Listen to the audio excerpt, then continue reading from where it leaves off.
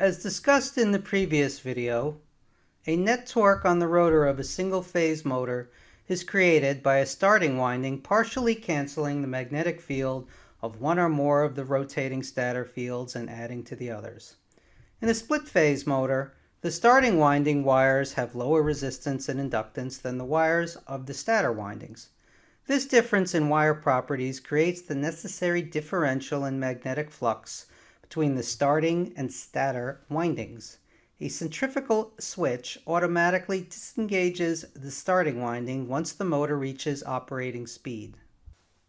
Typical split-phase motors used in consumer products range in power from a 1/20th to a 1/3 of a horsepower. That's 40 watts to 250 watts for those who prefer metric units. They're commonly found in fans, blowers, or electric lawn mowers. In the split-phase motor I am about to show you, the dimensional differences between the starting and stator windings are quite visible. The split-phase motor in this slide was pulled out of a very old broken-down clothing dryer. One of the students in a machine design class I teach on campus gave it to me as a present. Now normally I wouldn't get excited much about receiving a beaten-up motor for a present. It's not something I would buy in a high-end department store or online from the Sharper Image website, and I certainly wouldn't give it to my wife for a birthday present.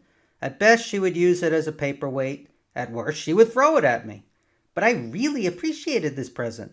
It allowed me to explain more about split-phase motors to my class, and now I'm going to explain it to you.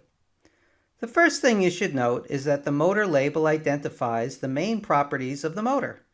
This one is 1/4 horsepower, which is 190 watts and runs at 1725 RPM. The corresponding synchronous speed is 1800 RPM, as this motor operates at 115 volts, 60 Hz, single-phase AC power, and has 4 pole pairs. The slip is calculated at 4.2%, typical of this type of a split-phase motor. The motor frame is square. I will sit it on the table on its various sides so you can see the parts better. You can see the bare copper wire of the main stator windings on either side of a large laminated iron core. This iron core concentrates the magnetic field generated by the windings. Cooling fan blades are attached to the rotor, circulating ambient air to keep the stator windings from overheating.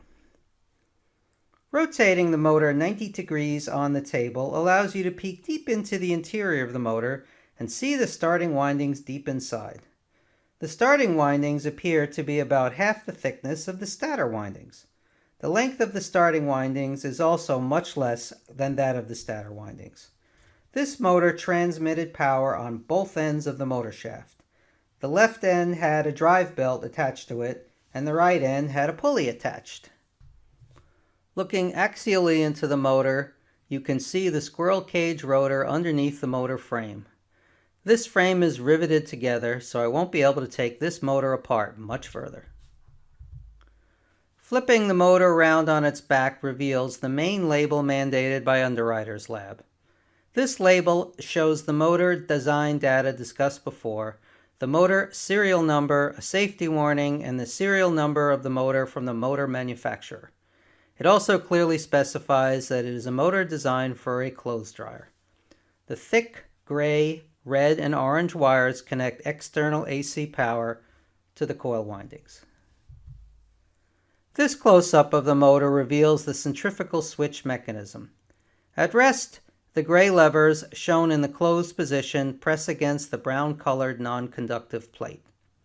Keeping the plate in the closed position allows a set of internal contacts to transmit power to the starting winding.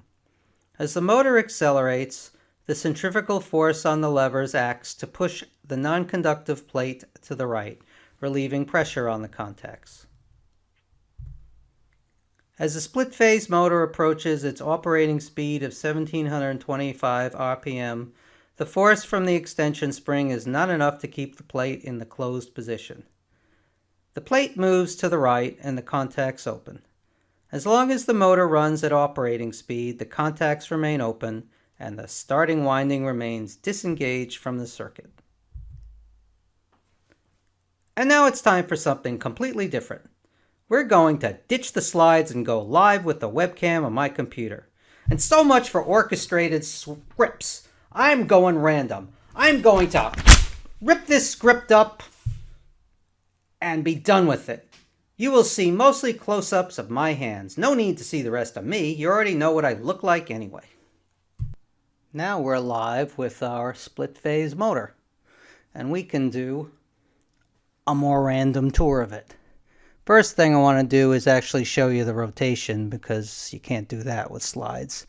So I'm rotating one end of the shaft, the one that was attached to the belt. You can see the other end of the shaft rotating. You can see these fins here as they rotate. And you can see where I'm putting my screwdriver right down in there. That's our whole centrifugal switch mechanism. There's the spring, the white lever. Right here we've got our stator windings. Those are the big thick ones. And then right down in here, attached to these little small plastic insulators, right down in there, that's what I was talking about, the starting windings. You've got starting windings here, couple of starting windings on the other side, and actually on all four sides of the motor you're able to see the starting windings. Now we're going to demonstrate how the centrifugal switch actually works mechanically. So give me a moment to get my screwdriver in there, and I'm actually going to force it open. Now you can see the actual mechanism, this brown disc moving to the right. And you can see the spring resisting that force. And once I do this, the contacts inside will be open and the starting windings will be out of the circuit. You can also see here there's a couple of levers I was talking about before are the ones that eventually will switch the force over to the right and overcome that coil spring, which is right here. If I switch the motor over, now you get a nice view of the warning label, and you can also see these enormous power lines coming in. There's the red one, the orange one, the gray one. There's the smaller black ground. There's your heavy-duty contacts here for bringing in power from the outside.